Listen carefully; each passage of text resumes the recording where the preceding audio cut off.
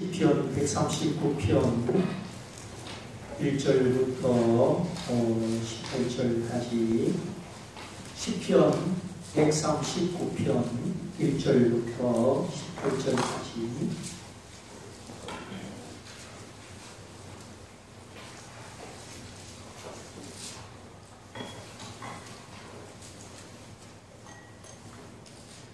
제가 읽어드릴 때 눈으로 따라오시면 되겠습니다.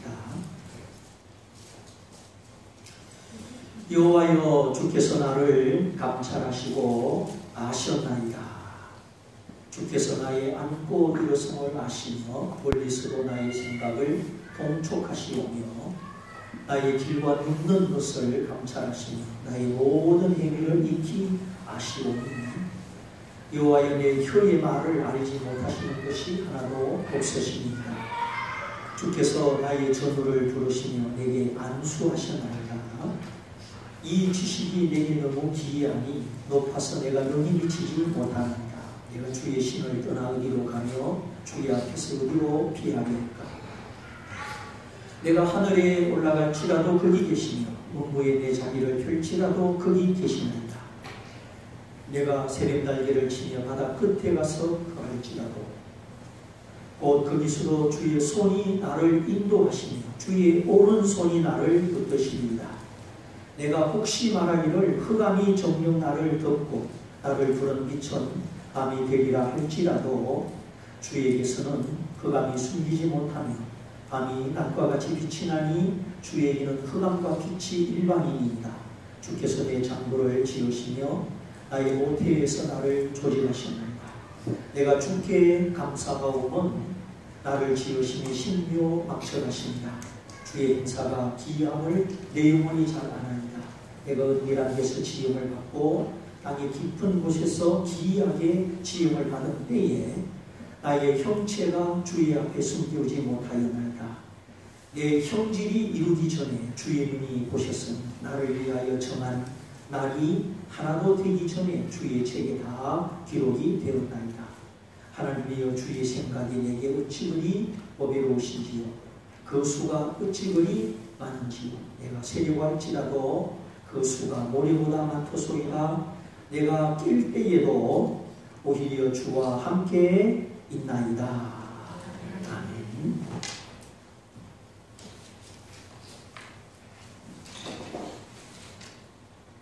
자, 자녀 교육에 왕도가 있습니까? 없습니까? 네. 참 있다고 말하고 싶지만 자녀를 키워보면 자녀 교육에는 왕도가 없는 것 같아요. 머리가 좋다고, 키가 크다고, 부모가 잘 밀어준다고, 그것이 하나님이 원하는 자녀의 상을 이룰 수 있는 성공의 보장이 되지를 못합니다. 그래서 단 한 가지, 하나님과의 만남, 하나님이 불어넣어 주시는 소망, 하나님의 인도하심이 있을 때에 우리 자녀 교육에, 자녀의 미래에 길이 있는 줄 믿습니다. 교육이라고 하면 누가 누구를 가르친다 이렇게 생각하는데, 교육은 누가 누구를 가르치는 것으로 끝나지 않습니다. 교육은 자기 속에 자기 동기가 있어야 되고 자신의 꿈이 있어야 되고 스스로의 노력이 있어야 되는 것이죠. 그럴 때에 이 학생은 교육을 잘 받았다, 그렇게 되는 겁니다. 부모가 끌지 않아도, 부모가 채근하거나 밀지 않아도, 이래라 저래라 하지 않아도 하나님이 주시는 지혜와 비전으로 말미암아 자기 동기를 가지고 내가 왜 살아야 되는지, 내가 누구인지, 내가 어떻게 살아야 되는지, 내가 어떻게 하면 정말 주 안에서 성공할 수 있는지 비춰지는 하나님의 지혜와 은혜로 말미암아 첫째는 자신의 동기가 있어야 되고 그 동기에서 피어나는 자기 꿈이 있어야 되고 그리고 스스로의 노력이 있어야 되는 겁니다. 공부를 부모가 그만하라고 할 만큼.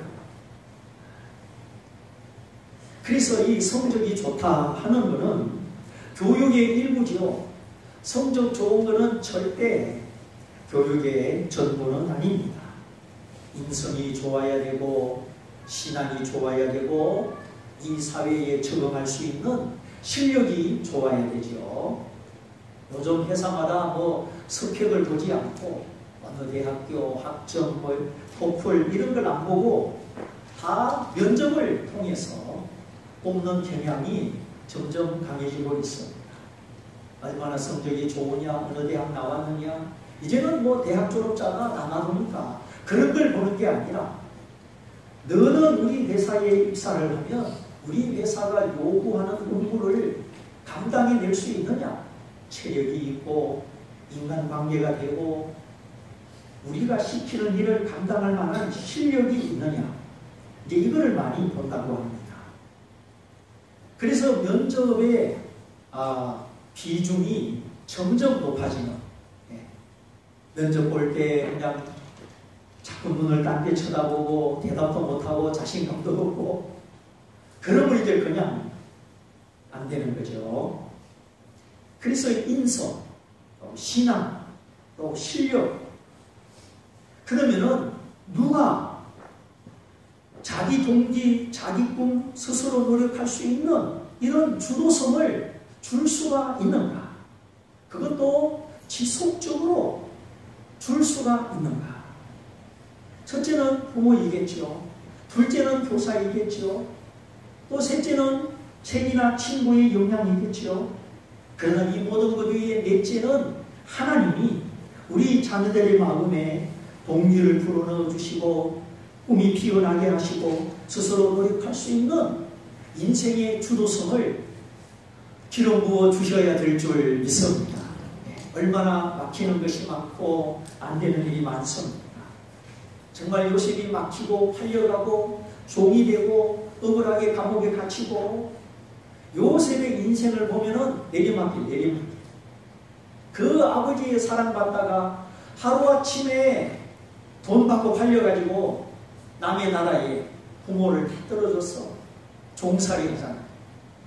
그렇게 충성했는데 또 모함을 받아서 감옥에 갇히고 겉으로 볼 때는 내리막길이지만 그 속에 하나님이 함께하사 정말 애굽의 정치를 배우고 애굽의 실상을 배우고 마침내 하나님의 지혜로 이집트의 총리가 되었습니다.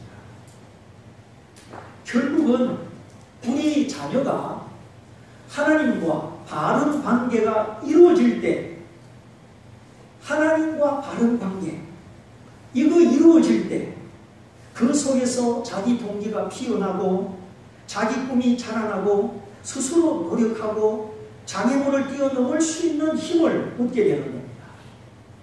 그래서 제가 늘 말하죠. 부모가 아무리 자식을 사랑하지만 부모가 자식에게 해줄 수 있는 것이 일이라면 하나님이 내 자녀를 위하여 해줄 수 있는 것은 백이요 천인 줄 믿으시기 바랍니다. 거기에 부모가 눈을 떠야 돼요. 내가 자식을 사랑하니까 다 해줄 수 있는 것 같고 자녀를 내가 원하는 데 이끌어갈 것 같지만 절대로 그렇게 안 됩니다.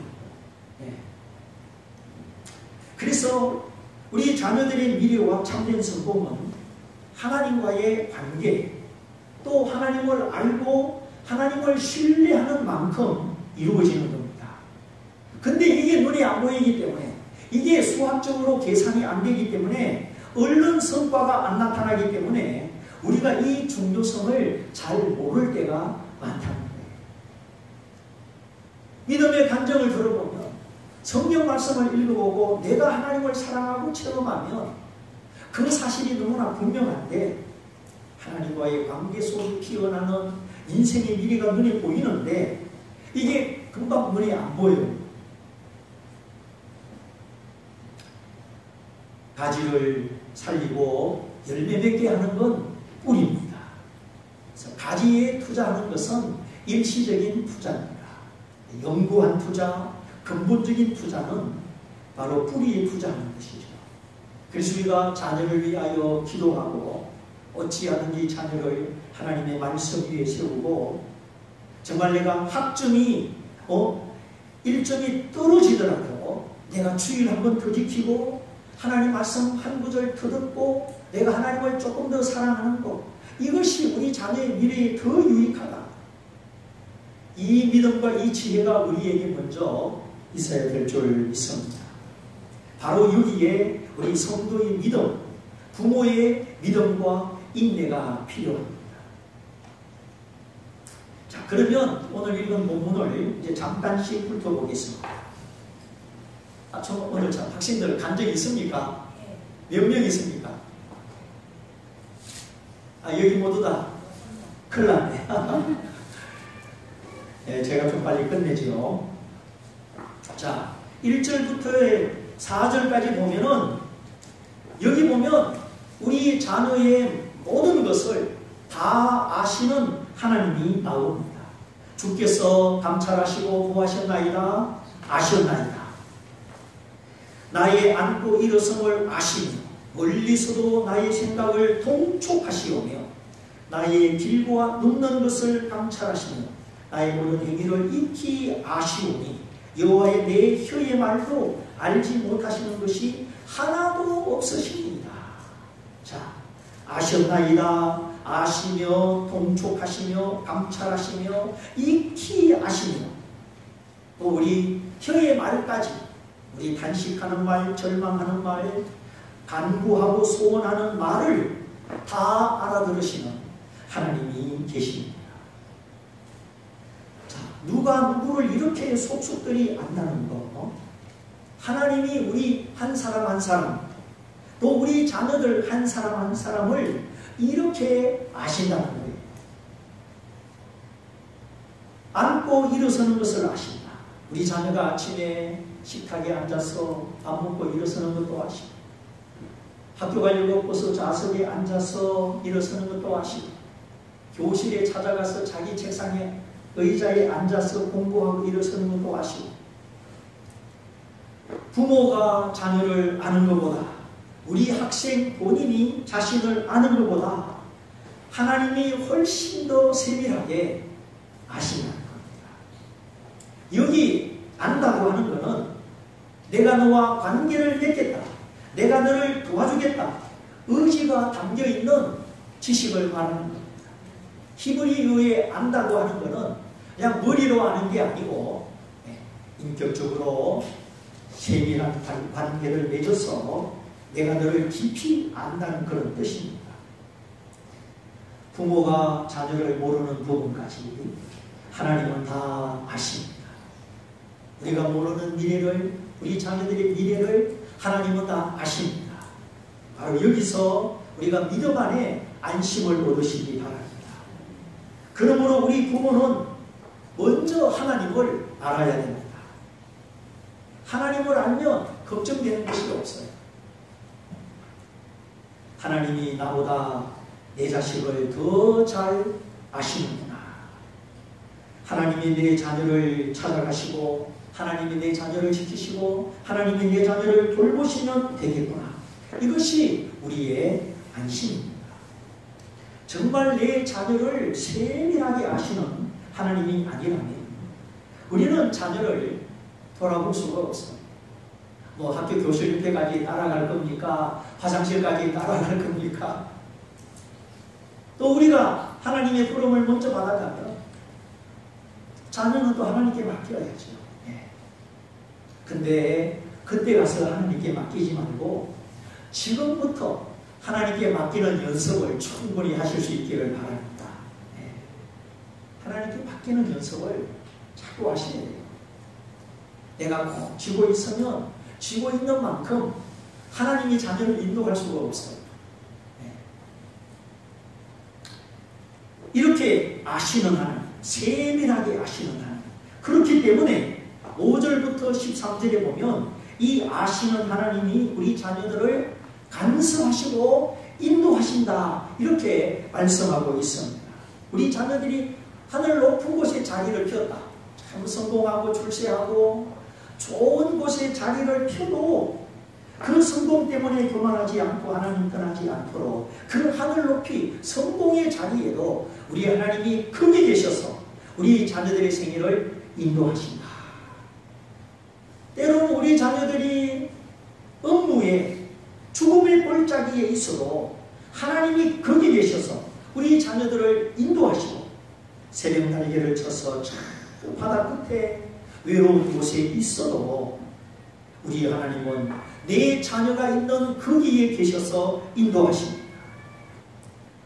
때로는 앞길이 안 보이고 흑암이 깜깜하게 덮어도 하나님께는 흑암이 없으십니다. 하나님께는 빛과 어두움이 일반이요 절망과 소망이 일반이니 하나님이 캄캄한 우리 자녀들의 인생도 얼마든지 빛 가운데로 인도하여 가십니다. 왜 그렇게 하시느냐? 바로 하나님이 우리 자녀들을 내 몸에서 지으셨기 때문입니다. 다시 말하면 우리 자녀는 내 작품이 아니라 하나님의 작품인 줄 아시기를 바랍니다. 오늘 흔들리는 부모에게 이 믿음이 필요합니다.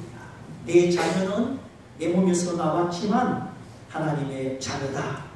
하나님의 작품이다.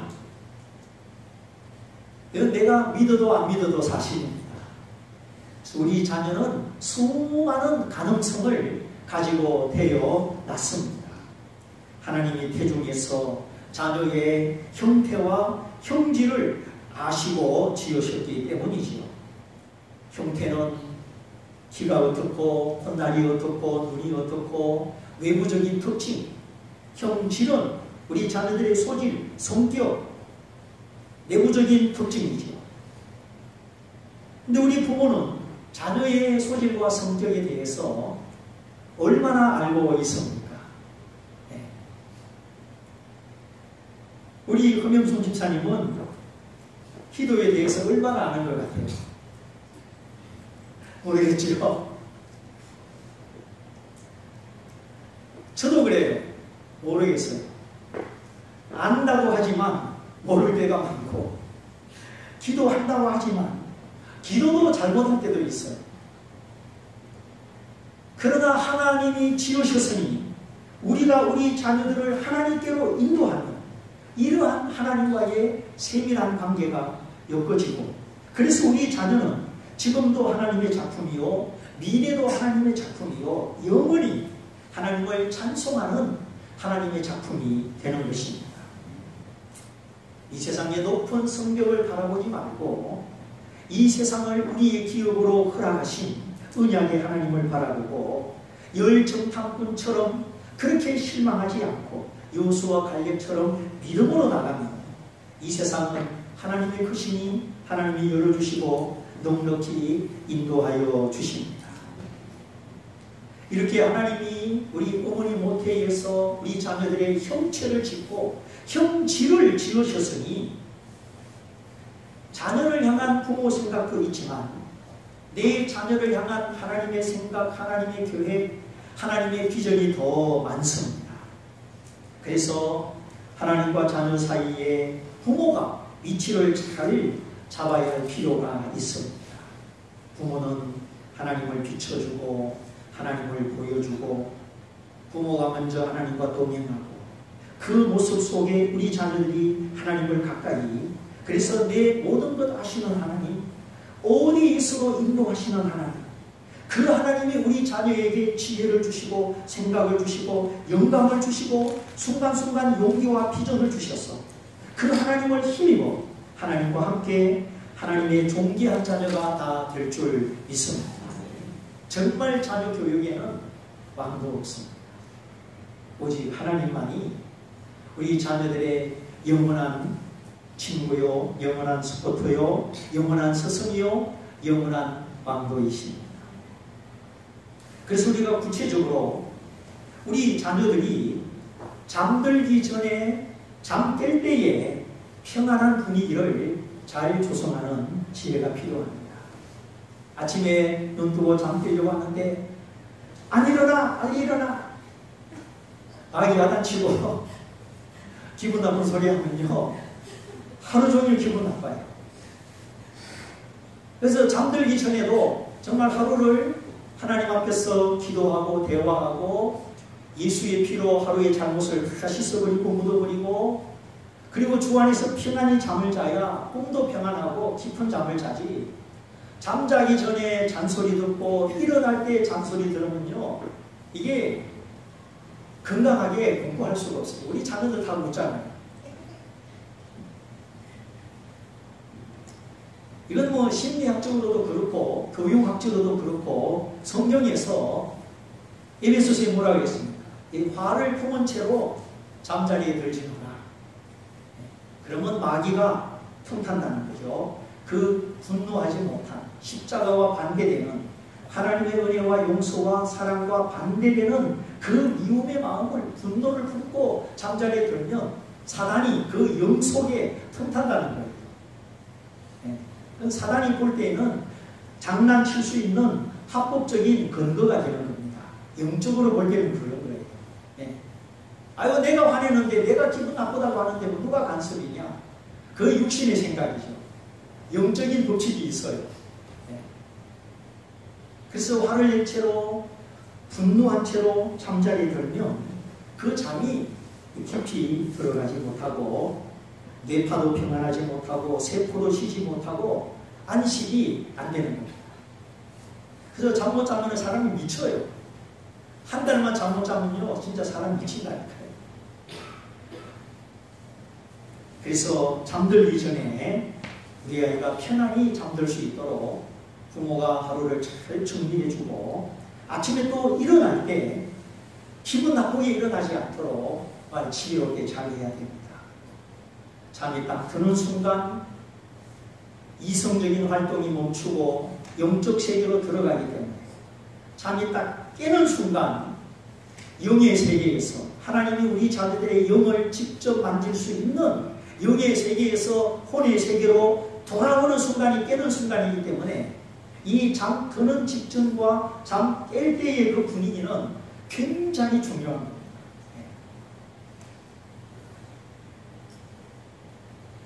영과 혼이 교차되는 그 시간.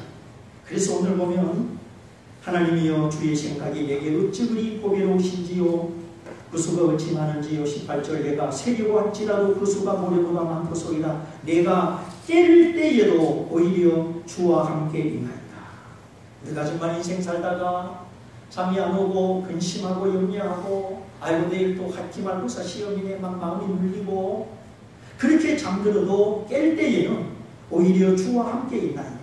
항상 하나님이 아침마다 새날을 주시고, 아침마다 새 힘을 주시고, 아침마다 용기를 주시고, 그렇게 해서 잠들기 전에 평안하게 자고 기도하고, 잠 깰 때에 소망과 기쁨과 평강으로 하나님과 함께 깨는 것, 이것이 우리 자녀들이 이 세상을 헤쳐나갈 수 있는 훌륭한 능력이 되는 것입니다. 그래서 오늘 날마다 새로운 생각을 주시고 새로운 마음으로 도전하는 우리 부모와 자녀가 되시고, 오늘 우리 특별히 졸업하는 자녀들 다 여기 참여하지 못했지만 우리 자녀들을 하나님이 지으셨으니 하나님이 자녀들의 형체와 형질에 맞게 어디서든지 인도하시고 모든 것을 아시고 인도하시고 간섭하시니, 나와 자녀가 하나님과의 관계에 하나님을 더 알아가는 이 신령한 관계를 이루어서 부모의 손이 미치지 못하는 곳에, 부모가 다 돕지 못하는 곳에 언제나 하나님의 손이 미치고 하나님의 손이 도와서 우리 모든 부모와 자녀가 주 안에서 성공하시고 주 안에서 형통하시기를 주님의 이름으로 축원드립니다. 네. 그럼 이제 우리 이어서 바로 그냥 간단하게 우리 학생들 은혜 받고 왔으니까 좀 들어보도록 하겠습니다.